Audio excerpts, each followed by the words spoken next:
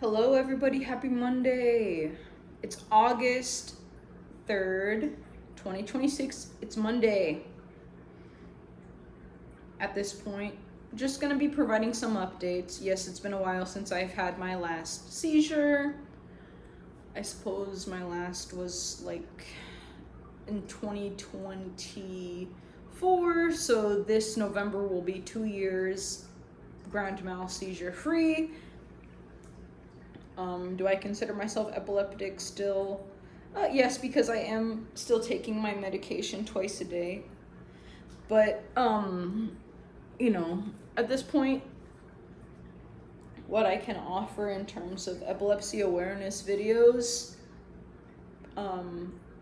perhaps minimal unless I'm talking to somebody that's experiencing epilepsy still. I don't really see the reason to reminisce upon experiences I've been through. You know what I mean? Because believe it or not, epileptic people are normal people. I didn't know that. Frankly, if you watch the beginning of my videos, I thought epilepsy was always just falling on the ground, flopping around like a fish, not just staring off into the distance until that's what happened to me, and then I started flopping around on the ground like a fish. But August 2026, oh my god, so much time has passed since I've started this channel. When I started this channel, I considered myself a perfectionist. I probably didn't even consider myself a perfectionist because I was so much of a perfectionist. Looking back, certainly yes. High school, college, early out of college, certainly a perfectionist. Just handled everything as I should and really went above and beyond to make sure that everything requested of me was performed. Once you hit your first depression, your real depression, even if you're a perfectionist, you're depressed. Once you hit a solid depression when you're in kind of a non-perfectionist mood, throw it out of the window. It's very hard to actually come back and redeem yourself as a perfectionist. I mean, shit, if you're a true perfectionist, you will be working tonight, late, but fuck working in the day. People are just gonna have to accept you've changed. You've changed quite a bit. You can't be working in the daytime and getting back immediately. You're a different kind of person now. You've put some kind of boundaries. So with work, you were a perfectionist, now you're a perfectionist with boundaries. With your friends, you're probably still not a very good friend. Your friends want to do something with you, you're like, yeah, I'll go. You probably just end up getting too fucked up, stay out longer than your friends do, then what's the point? What's that? Is that my hand? Jesus H. Scary as fuck giving mine. Next up, it's that time of year where you receive emails, but in my case, you receive texts, local texts, from people in your local area code saying, hey, blank, your name. Other motherfuckers did not give a damn about taking care of the city, but we did. I'm very afraid receiving these types of texts. People are like, look, I don't even have to specify what the texts are saying. If a text comes in from an unsaved number with a local area code, it's safe to assume it's a burned, obliterated, charcoaled bridge. But in this case, it's just marketing. And thank God for that. A couple other points. There was a new monkey found in the Lomami National Park in the Democratic Republic of Congo called the Likweli. If you're from the Democratic Republic of Congo, who gives a fuck? It's old fucking news. They knew about these monkeys for a long time, so they don't give a crap. But if you are a, what's it called? If you're a school or a nonprofit, Laquelli, new creation, new, discovery. It's actually interesting because this is actually the second discovery in the last, I think, less than 20 years in the Lomami National Park in Congo, and this park was only incorporated in 2016, so 10 years ago, which is pretty awesome because it's funny, because it's if you're native, it's funny, it's actually funny to think about, how many of these native people are, either more than likely, they just know that, the outside world isn't aware that we have these yellow-mouthed monkeys. Google it, you won't find them. Google our native term for them, you won't find it. Just let them find that shit. Either that or whatever, or they just don't really think. I don't know, I'm not from the DRC. I only bring that up because I love monkeys. More than I love monkeys, I love apes. I'm an ape person.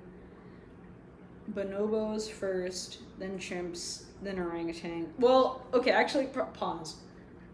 Gibbons are so cute.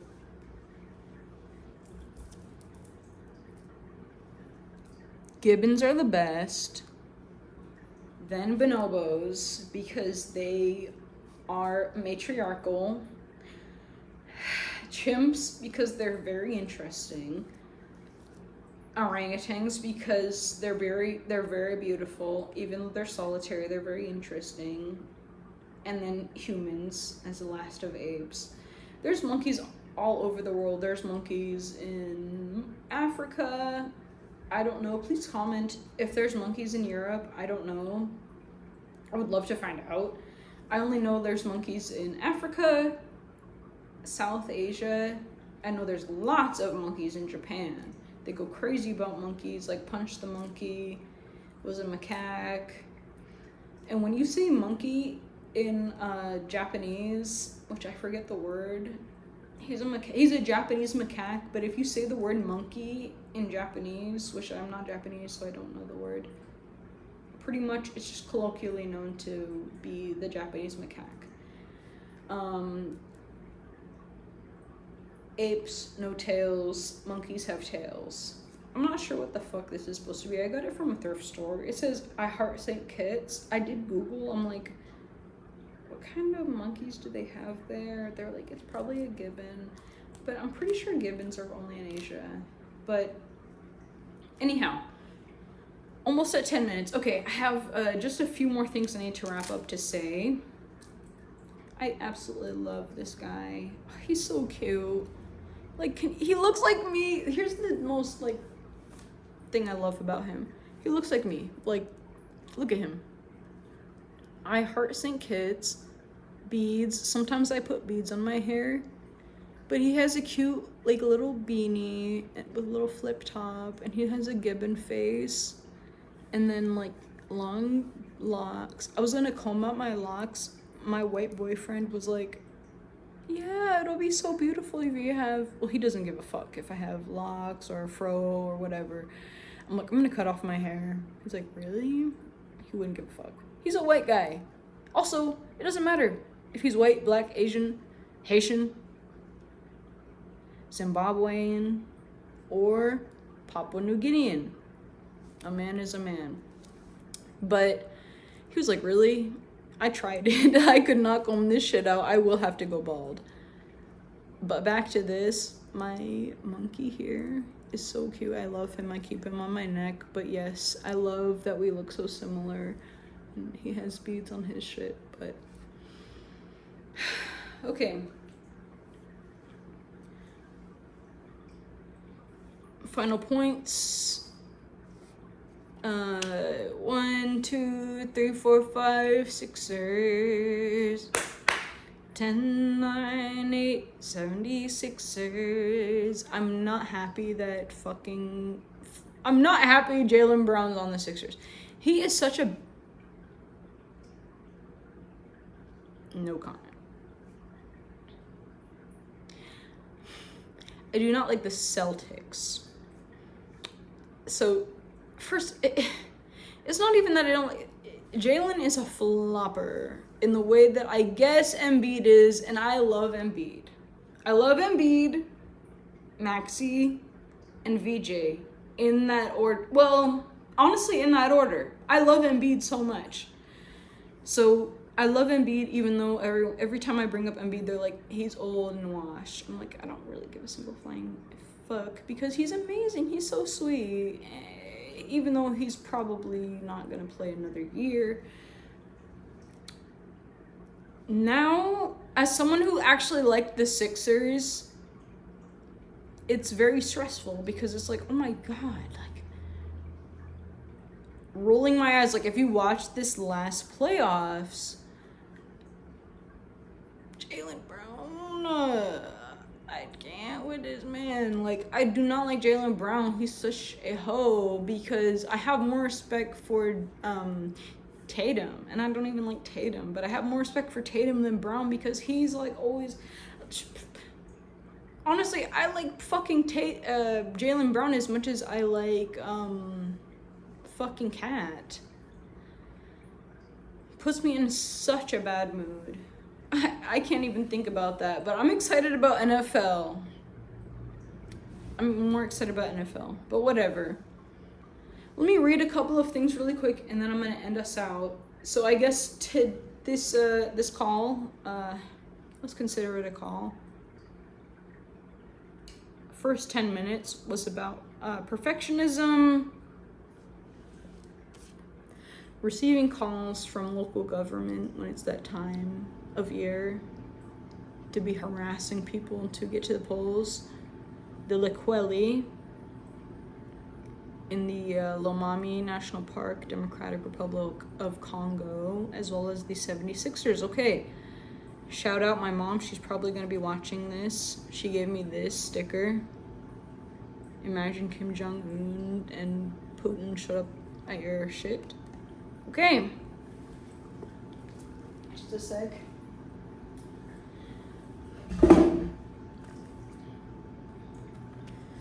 Alright, I'm just going to read this, actually. I'm all over the place, but I'll just read one or two quick passages, and then I'll end this. Thanks, guys. This is, it's like a compilation book. Ernest Hemmingway on writing. I don't even know how I got this. You know, I studied journalism, so I probably just picked up a bunch of books about being a writer and the like. I think when I took my, various writing classes. So this book came out in the 80s. I will read one passage from this, and then I'm sure I've read Dostoyevsky once before on here, but he's my favorite author. Okay, first, Ernest Hemingway on writing. An excerpt. Listen now. When people talk, listen completely. Don't be thinking what you're going to say. Most people never listen, nor do they observe. You should be able to go into a room, and when you come out, know everything that you saw there, and not only that. If that room gave you any feeling, you should know exactly what it was that gave you that feeling. Try that for practice. When you're in town, stand outside the theater and see how the people differ in the way they get out of taxis and motor cars. There are 1,000 ways to practice, and always think of other people. Very good advice for writers. And I did say I would read a bit of Dostoyevsky here. So that was Hemingway, bit of advice on writing. And this is from Notes from Underground.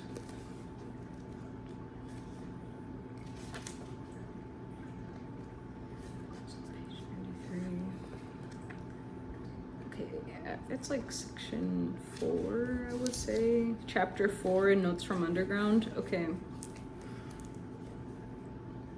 I I smiled contemptuously and walked up and down the other side of the room, opposite the sofa, from table to the stove and back again. I tried my very utmost to show them that I could do without them, and yet I purposely made a noise with my boots, thumping with my heels, but it was all in vain. They paid no attention. I had the patience to walk up and down in front of them from 8 o'clock till 11 in the same place, from the table to the stove and back again. I walk up and down to please myself, and no one can prevent me. The waiter who came into the room stopped from time to time to look at me. As in the room, I was somewhat giddy from turning round so often. At moments it seemed to me that I was in delirium. During those 3 hours, I was 3 times soaked with sweat and dry again. At times, with an intense acute pang, I was stabbed to the heart with the thought that 10 years, 20 years, 40 years would pass, and even in 40 years, I would remember with loathing and humiliation those filthiest, most ludicrous, and awful moments of my life. No one could have gone out of his way to degrade himself more shamelessly, and I fully realized it. Fully. And yet I went on pacing up and down from the table to the stove. Oh, if you only knew what thoughts and feelings I'm capable of, how cultured I am, I thought at moments, mentally addressing the sofa on which my enemies were sitting. I can't continue because this really is one of my favorite books. It's very funny, as you can tell, the way I start to read it. It's very funny. It's ephemeral is absolutely the only word for it. But I remember when I first read it, I was on a plane ride, reading the last parts of it, and there were, everyone's always in a rush to get off the plane. I was in a rush to finish the book, so I was reading as fast as I could, and they were like, I saw the people above me, so I ran out the plane, and I actually stood right outside of the area when we deplaned. And I finished the book up. Notes from Underground, Dostoyevsky. This is probably almost 10 years ago. I'm older than crap. And it was this exact copy. Look how old it is. People always make fun of me for that. But yeah, it cracked me up. I was smiling and laughing and just enjoying with deep, sadistic, masochistic enjoyment. Really more masochistic if you find yourself in the character. But please, obviously, Dostoyevsky is an epileptic guy. I'll caption this with the best of my abilities, but thank you for tagging along for this almost 20 minutes. Bye, guys.